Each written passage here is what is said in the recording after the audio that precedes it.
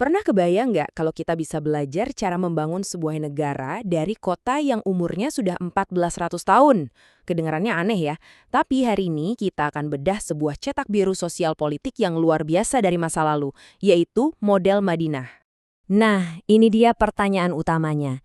Gimana sih caranya mengambil sebuah masyarakat yang udah hancur lebur karena konflik, lalu menyatukan mereka semua jadi satu bangsa yang utuh dan berfungsi? Untuk menjawab pertanyaan tadi, kita harus mundur jauh ke belakang, ke abad ke-7, tepatnya ke sebuah kota yang ada di ambang kehancuran, bernama Yatsrib. Dan percaya deh, kondisi di sana jauh dari kata damai. Yatsrib itu kota yang benar-benar terpecah belah. Bayangin aja, bertahun-tahun kota ini kejebak dalam lingkaran setan kekerasan antara dua suku Arab terbesarnya, yaitu Aus dan Khazraj. Pertumpahan darah itu bukan lagi berita, tapi udah jadi rutinitas sehari-hari. Dan masalahnya nggak cuma soal suku loh. Coba lihat komposisi penduduknya. Dari total sekitar 10.000 orang, kelompok muslim yang baru datang itu ternyata minoritas terkecil. Ini jelas bikin situasinya jadi jauh lebih rumit. Jadi pertanyaannya makin jelas, gimana caranya menyatukan masyarakat yang begini rapuh dan beragam? Nah, disinilah kita akan melihat sebuah solusi yang jujur aja jenius banget. Titik baliknya terjadi pada tahun 622 Masehi saat Nabi Muhammad tiba di sana. Beliau nggak buang-buang waktu. Langkah pertamanya adalah mempersaudarakan kaum muhajirin, yaitu para imigran dari Mekah, dengan kaum Ansar, penduduk asli Yatsrib. Ini adalah awal dari sebuah rekayasa sosial yang brilian. Lalu lahirlah sebuah terobosan, Piagam Madinah. Ini bukan sekedar perjanjian damai biasa ya, ini adalah konstitusi tertulis pertama dalam sejarah Islam. Sebuah cetak biru untuk masyarakat yang plural, yang idenya benar-benar jauh melampaui zaman itu. Coba deh, dengerin kutipan ini. Kaum Yahudi adalah satu komunitas dengan kaum mukminin. Ini dia jantung dari piagam itu. Persatuan tanpa adanya paksaan.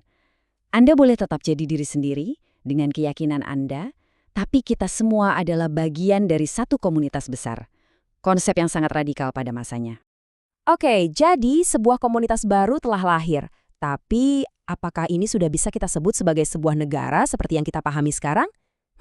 Ayo kita uji. Jadi, gimana cara kita mengujinya? Gampang, kita pakai saja kriteria standar yang diakui secara umum. Nah, ini dia checklistnya. Menurut para ahli politik, sebuah negara itu butuh 4 hal. Pertama, punya wilayah yang jelas. Kedua, ada populasi yang permanen. Ketiga, ada pemerintahan yang berfungsi. Dan yang terakhir keempat, punya sistem hukum dan kedaulatan. Sekarang, mari kita lihat apakah Madinah memenuhi semua syarat ini? Dan jawabannya, iya, Madinah memenuhi semua syaratnya. Wilayah, ada, lengkap dengan pertahanannya. Rakyat, ada dari berbagai suku dan agama yang berhasil disatukan. Pemerintahan, tentu ada, dipimpin langsung oleh Nabi. Hukum, jelas ada Piagam Madinah. Bahkan kedaulatannya diakui oleh kekuatan lain. Cek, cek, cek, dan cek. Semuanya lengkap. Oke, kita sepakat ya, ini adalah sebuah negara. Tapi bagian yang paling mencengangkan itu justru saat kita coba bandingkan prinsip-prinsip pemerintahannya dengan ide-ide modern di abad ke-21. Siap-siap terkejut. Ini luar biasa banget. Di kolom kiri, kita punya prinsip good governance dari PBB. Ini standar modern kita hari ini. Sekarang lihat di kolom kanan, apa yang terjadi di Madinah 1400 tahun yang lalu. Partisipasi publik? Ada. Supremasi hukum diterapkan untuk semua tanpa pandang bulu. Akuntabilitas, inklusivitas, semuanya ada di sana. Ini tuh kayak nemuin cetak biru modern di zaman kuno. Dan ternyata sebuah negara yang adil itu nggak cuma dibangun di atas politik loh. Fondasi utamanya yang lain adalah keadilan ekonomi. Karena ini bukan cuma soal siapa yang berkuasa, tapi juga soal memastikan semua rakyatnya sejahtera. Instrumen pertama adalah zakat. Sederhananya ini adalah sistem pajak sosial yang terstruktur. Kekayaan diambil dari yang mampu, lalu didistribusikan lagi ke yang membutuhkan. Tujuannya sangat jelas, menciptakan jaring pengamanan sosial supaya nggak ada satupun warganya yang tertinggal. Nah, instrumen kedua, dan ini sangat krusial, adalah larangan riba atau bunga yang eksploitatif. Ini adalah langkah yang sangat radikal untuk membongkar sistem lintah darat yang waktu itu sudah menjerat banyak orang dalam lingkaran setan utang dan kemiskinan.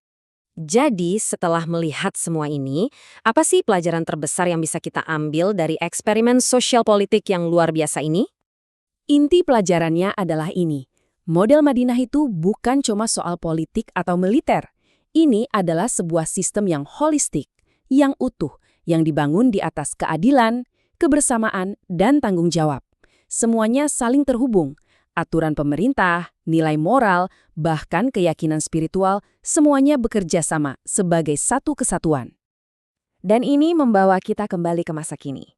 Di dunia kita yang sekarang masih penuh dengan perpecahan dan ketidakadilan, mungkin ada baiknya kita merenung sejenak dan bertanya, pelajaran berharga apa ya yang bisa kita ambil dari sebuah kontrak sosial yang dibuat 1400 tahun yang lalu?